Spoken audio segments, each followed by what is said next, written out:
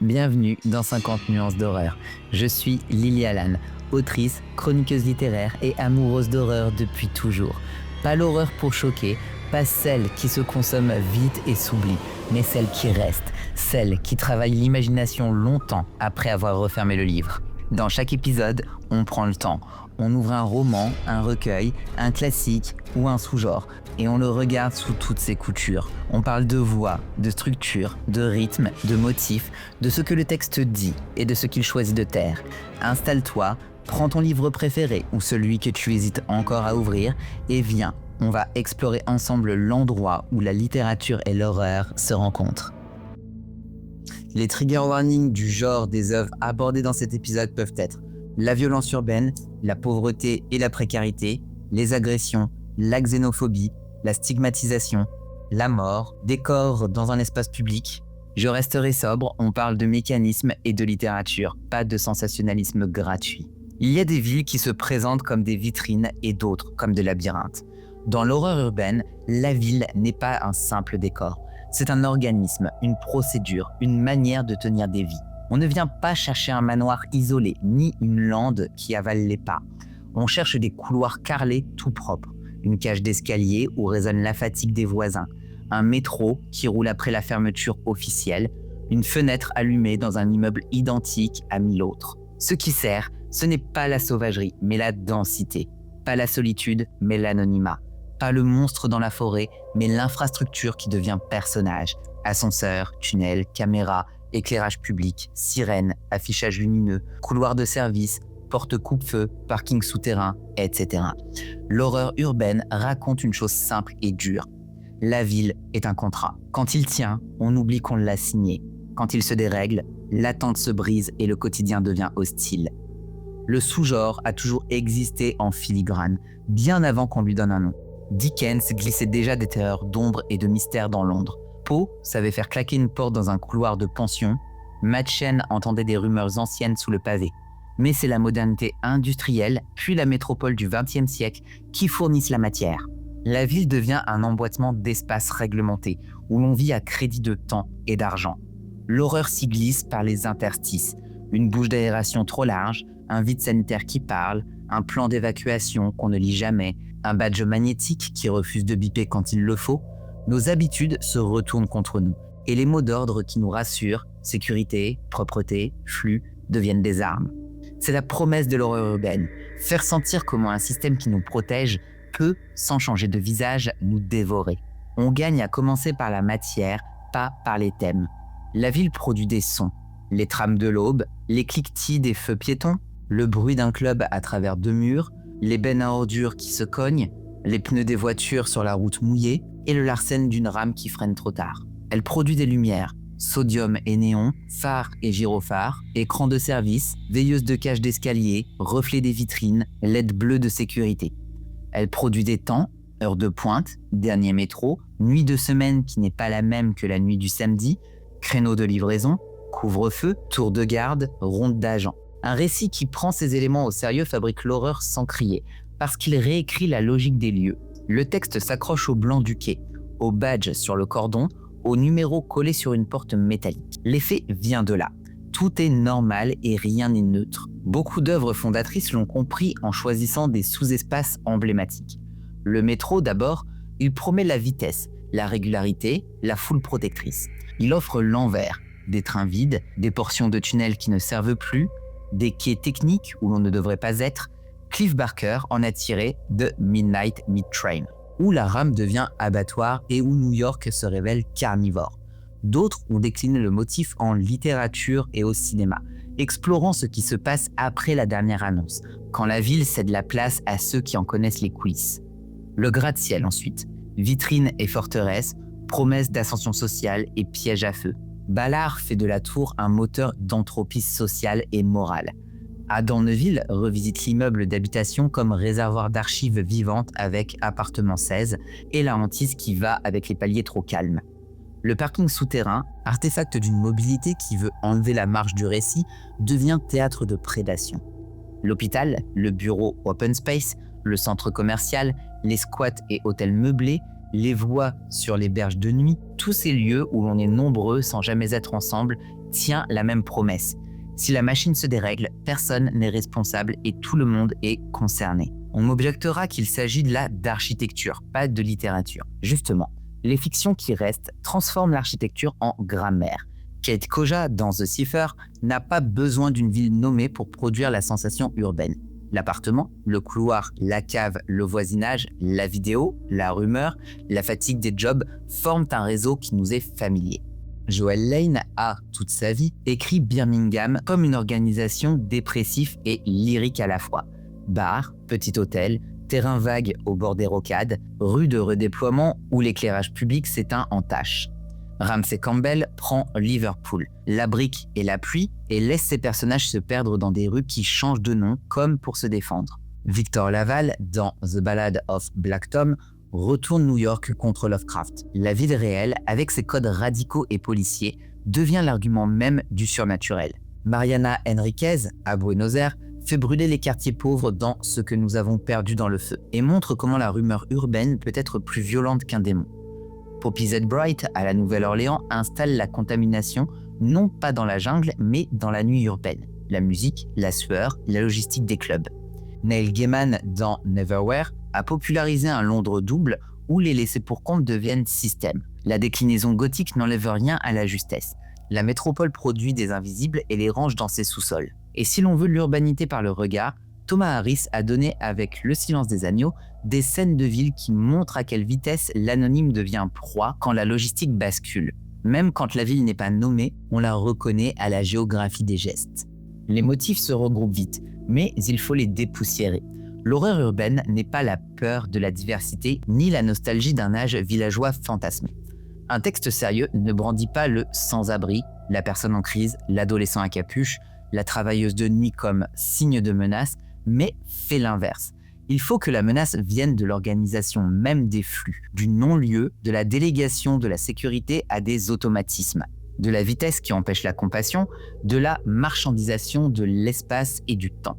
Il sait que le frisson facile consiste à transformer la pauvreté en décor.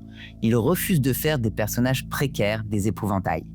La ville est politique. L'horreur urbaine l'est aussi.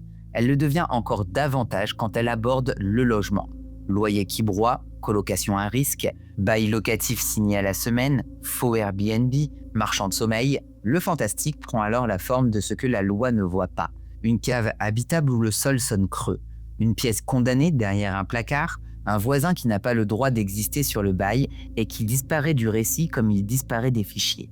Adam Neuville, dans No One Get Out Alive, pousse cette logique jusqu'à l'asphyxie. Michel McMara, à la frontière du true crime, montre la manière dont les archives et les adresses fabriquent des angles morts où la violence prospère. On pense alors moins aux fantômes qu'aux procédures. Ce sous-genre a une force particulière quand il saisit le travail. L'épouvante de bureau n'est pas seulement une blague. Badge qui ouvre, badge qui refuse, escalier interdit, sortie de secours qui donne sous un vide, chef qui exige une présence à n'importe quelle heure, plateau qui reste allumé comme une serre, les entrepôts, plateformes logistiques, globes de distribution, centre d'appel, cuisine centrale, service de nuit hospitalier, taxi et VTC, supérette ouverte 24 heures sur 24, livraison frigorifique, tous ces métiers qui font tenir la ville produisent des temporalités où la peur change de nature. Le monstre, c'est souvent l'organisation. Ling Ma, dans Sévérance, en version satirique, a montré ce que la répétition robotique d'un job peut faire à l'âme. D'autres textes plus noirs laissent entendre les bruits blancs des open space de nuit et donnent aux siestes sur le bureau une valeur d'incantation. La question raciale dans l'urbanité ne peut pas être contournée. De très nombreux récits ont construit la ville comme un théâtre d'angoisse blanche où la diversité sert de fond. Des œuvres plus honnêtes utilisent la ville pour dire le contraire. Le surnaturel n'est pas la différence, mais la violence de l'appareil qui gère la différence. Laval, encore, fait de la bureaucratie un démon. Jamieson, en fantaisie urbaine, transforme New York en avatar qui se débattent contre un ennemi qui ressemble aux forces de moralisation. En non-fiction, Ta-Nehisi Coates et d'autres cartographient la ville comme machine à fabriquer l'inquiétude inégalement répartie. En horreur, cette conscience se traduit par des choix concrets. Qui avoue, qui nomme, qui est nommé. Un bon récit urbain ne détourne pas les regards des passants, il les intègre et les questionne. On peut, à ce stade, détailler des dispositifs typiques, non pas pour les cocher, mais pour comprendre pourquoi est-ce qu'ils fonctionnent. Le trajet est un conte. On part, on passe des seuils, on arrive, on revient, et parfois, on ne revient pas. L'horreur urbaine exploite la mécanique du déplacement. La rame qui saute des stations, la ligne de bus détournée, le taxi qui connaît des raccourcis, l'ascenseur qui décide de monter sans toi, le feu qui passe au vert trop tôt, la passerelle piétonne qui te place en vitrine au-dessus d'une voie rapide. Le quartier est une carte mentale. On sait où l'on a droit d'être, où l'on fait semblant, où l'on n'ira pas. Le texte n'a pas besoin d'expliquer la gentrification. Il la fait sentir par le prix d'un café, la fermeture d'une laverie, la disparition d'un banc. La surveillance promet la sécurité. Elle produit la paranoïa. Caméra partout, écran partout, messages d'alerte sur haut-parleur, applications qui localisent, des badges qui tracent, historique qui parle. Un récit peut faire basculer ce confort en piège avec une seule phrase. Vous n'étiez pas là, donc vous mentez. À l'inverse, l'absence de surveillance produit un fantasme de liberté qui s'effrite quand on a vraiment besoin d'un témoin.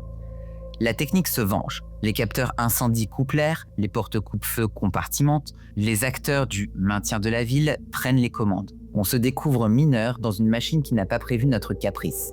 Certains romans jouent la carte du mythe dans la ville. La ville n'efface pas les légendes, elle les reformate. Candyman, d'abord nouvelle de Barker avant d'être iconique au cinéma, a mis sur la table la question de l'urban legend à l'ère des projets de logement et des catégories radicales. Koji Suzuki, avec Ring et Darkwater, ancre ses hantises dans l'appartement et le réseau, transforme les ascenseurs et les cages d'escalier en vecteurs d'une malédiction qui se propage comme un bug. Junji Ito dessine des angles impossibles dans des immeubles ordinaires et rend une bouche d'évacuation plus inquiétante qu'une crypte. Kiernan, avec The Drawing Girl, fait de la ville un miroir mental où les lignes de bus et les musées deviennent des stations d'un récit de possession qui se refuse à choisir entre l'étiologie psy et le surnaturel. Cette hybridation est la force de l'urbain. La raison a pignon sur rue, et c'est elle qui, parfois, ouvre la porte. Le danger principal du sous-genre, on l'a dit, c'est l'exotisation de la pauvreté et la stigmatisation de la maladie mentale. Rien n'est plus fatigant qu'un roman qui confond l'odeur de javel d'un couloir d'hôpital avec une ambiance, ou qui traite les personnages sans abri comme des indices vivants du mal.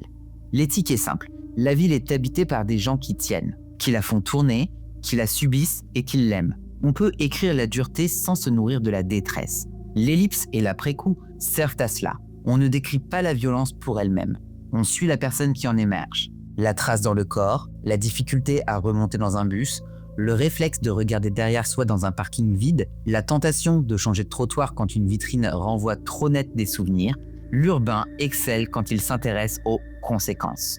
Il y a aussi la ville heureuse, ou plutôt la ville joyeuse qui n'annule pas l'horreur mais la complexifie. Fêtes de quartier, marchés, matchs, pride, festivals, nuit blanche, feux d'artifice, processions religieuses, marathons, toutes ces masses organisées où l'on se sent plus grand que soi sont des théâtres puissants. On peut y perdre un enfant, y trouver un complice, y disparaître par choix ou par contrainte.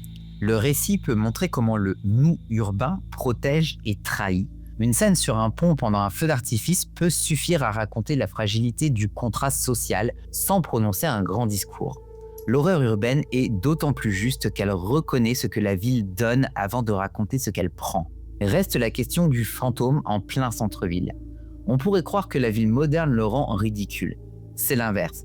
Les fantômes de la ville sont administratifs et bancaires. Un nom dans une base de données qui ne s'efface pas, une dette que quelqu'un a vendue à quelqu'un, une carte de transport qui te refuse parce qu'un homonyme a mal tourné, une amende qui poursuit une personne morte, un bail qui recommence tous les 12 mois. La littérature peut transformer ce poids en surnaturel sans changer un chiffre. Le fantôme devient une ligne dans un tableur qui ne veut plus disparaître. Une clé qui n'ouvre jamais la même porte, une facture d'électricité qui revient pour un appartement où tu n'habites plus. C'est une horreur propre, grise, sans cri, et c'est pour cela qu'elle travaille. Si l'on parle d'outils sans tomber dans la recette, on peut confier quelques boussoles. L'urbain se réussit en choisissant un périmètre clair. 3 rues, une station, un immeuble, un parc, un échangeur. On s'y tient et on y revient, on le transforme par l'usage. Le jour 1, ce couloir mène au RER. Le jour 10, ils mènent à un rendez-vous qu'on regrettera. Le jour 30, ils mènent à une salle d'attente où personne ne vient. Le point de vue importe autant que la carte. Raconté par un travailleur de ville, agent de nettoyage, infirmière de nuit, vigile conducteur, concierge, etc., ouvre des scènes et des horaires qu'un cadre de bureau ne verra jamais. Raconté par un habitant qui se bat pour payer un loyer, par un adolescent qui explore une ville trop grande, par une touriste perdue à la mauvaise sortie, modifie la métrique des déplacements. Le langage, enfin, s'aligne sur le bruit. Les phrases courtes portent la vitesse et le stress des trajets. Les phrases plus longues portent le flux de la foule et l'hypnose du défilement. On peut accorder le style à la signalétique, flèche, pictogramme, injonction. On peut aussi, par contraste, écrire la trêve. Une cour arrière, un banc au soleil, un toit plat, une laverie qui sent la lessive. C'est dans cette alternance que l'horreur trouve sa respiration. Je vais te proposer quelques œuvres qui traitent de ce sous-genre. Cette carte de lecture très partielle est volontairement mélangée pour montrer la richesse du champ. Clive Barker pour l'imaginaire industriel et charnel de la ville, surtout dans The Midnight Meat Train et Dread, où la métropole devient abattoir ou laboratoire moral. Ramsey Campbell pour les villes anglaises qu'on croit connaître et qui se referment sur des angles morts. Joel Lane pour entendre une ville basse et bleue, ses bars et ses hôtels cheap et sa mélancolie. Victor Laval pour la justice de son regard sur New York, ses archives et ses policiers, et pour la manière dont il retourne Lovecraft sans poser de pancarte. Mariana Enriquez pour la rage de la précision politique, quand la rumeur et le feu dévorent des quartiers invisibles aux guides. Kate Koja pour l'intérieur urbain qui suinte, la chambre et le couloir, le voisinage qui s'éteint puis se rallume. Adam Neuville pour l'immeuble hanté par l'art et la pension infestée de dettes. Poppy Z. Bright pour la sueur des clubs et la fange belle de la nuit. Koji Suzuki et Junji Ito pour la technique qui venge et l'architecture qui plie. Kathleen Kierman pour les musées et les bus qui deviennent stations d'une hantise intime. Et si l'on ajoute à la non-fiction qui aide à lire la ville, Jane Jacob et Mike Davis montrent pourquoi certains quartiers résistent et pourquoi d'autres cassent. Leurs cartes ne sont pas du fantastique, mais elles nourrissent l'imaginaire. On pourrait craindre que l'horreur urbaine se confond avec la dystopie. Elle la croise souvent, mais elle garde sa particularité. Elle s'intéresse à la micro-catastrophe du mercredi soir, à la panne qui tombe au mauvais moment, à la mauvaise sortie prise en parlant au téléphone, à la clé qu'on oublie dans une porte coupe-feu, au contrôle qui s'envenime parce que quelqu'un a décidé qu'un visage ne correspond pas. Elle le fait sans injonction morale tonitruante, avec une précision de témoin. La ville, là, n'est pas l'ennemi, elle est le lieu. Ce milieu ne vous en veut pas, il tourne. Et c'est précisément ce qui effraie. Si l'on se perd, ce n'est pas parce que quelqu'un l'a décidé, c'est parce qu'un algorithme n'a pas prévu notre angle, parce que l'ascenseur s'arrête entre deux niveaux, parce que la ligne est en travaux, parce que personne n'a le temps. L'horreur urbaine est l'art de faire sentir ce « personne ». Dans ce paysage, la joie reste une donnée, même dans les textes les plus sombres. La joie de rentrer tard à pied l'été, de reconnaître l'odeur d'une boulangerie à 5h du mat', de boire un café brûlant sous un abribus pendant un orage, de rire dans un métro bondé parce qu'un musicien lance une chanson qu'on connaît. Cette joie n'annule pas la peur, elle lui donne de la gravité. Le lecteur doit comprendre ce qu'on perd quand le contrat se brise. C'est peut-être là, au fond, la leçon majeure du sous-genre. L'urbain n'est pas un décor à détruire, c'est une dépendance que l'on aime. Écrire ou lire cette dépendance avec honnêteté, c'est d'accepter d'admettre tout ce que la ville fait pour nous avant de la mettre à l'épreuve. On referme ce dossier avec une image simple. Un quai de RER ou de métro, tard, presque vide. Sur l'écran, un message de perturbation qui ne dit pas vraiment la cause.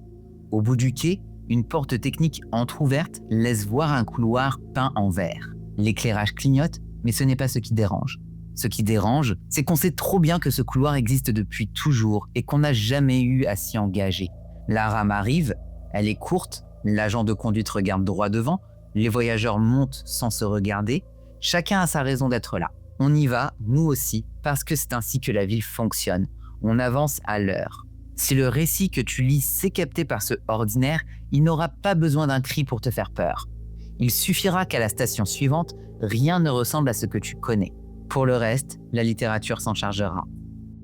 Merci d'avoir été avec moi pour cet épisode. J'espère qu'il t'a plu. N'hésite pas à me faire ton retour dans les commentaires. Si tu veux venir poursuivre le débat avec moi, je te retrouve sur Instagram à 50 nuances d'horreur. Je te dis à très vite pour une prochaine histoire qui fait peur. Merci d'avoir écouté 50 nuances d'horreur. Si cet épisode t'a plu, pense à t'abonner, à laisser 5 étoiles et quelques mots. C'est le meilleur moyen pour que ce podcast trouve d'autres oreilles. Tu peux aussi me retrouver sur Instagram, 50 nuances d'horreur, pour prolonger la discussion, me partager tes lectures et me souffler la prochaine œuvre à disséquer. On se retrouve très vite pour un nouveau voyage au cœur des histoires qui marquent et qui mordent. En attendant, garde la porte ouverte, on ne sait jamais qui pourrait frapper.